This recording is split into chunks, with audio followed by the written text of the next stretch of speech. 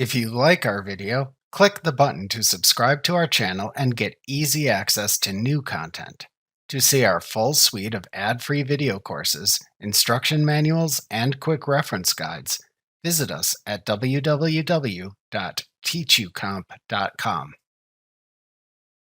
In QuickBooks, you will most often create employee paychecks by using the Scheduled Payroll feature. However, if needed, you can also print unscheduled employee paychecks as well as termination paychecks. Before you start a scheduled payroll, however, you must first create at least one payroll schedule. You can create and modify payroll schedules by selecting Employees, Add or Edit Payroll Schedules from the menu bar. Doing this then opens the payroll schedule list. To create a new payroll schedule, click the Payroll Schedule button in the lower left corner of the list window, and then choose the New command. In the new Payroll Schedule window, enter a name for the payroll schedule into the What do you want to name this payroll schedule field. Use the Next Fields drop-down to select the frequency with which this payroll will recur.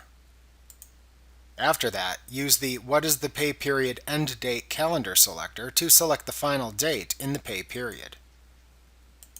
Use the What date should appear on paychecks for this pay period calendar selector to select the paycheck date for the payroll.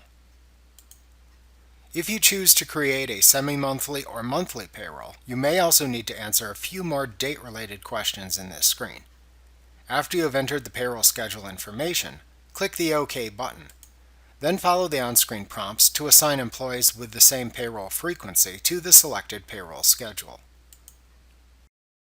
Remember to click the subscribe button to see more of our videos. See our full suite of courses, instruction manuals, and quick reference guides at www.teachucomp.com.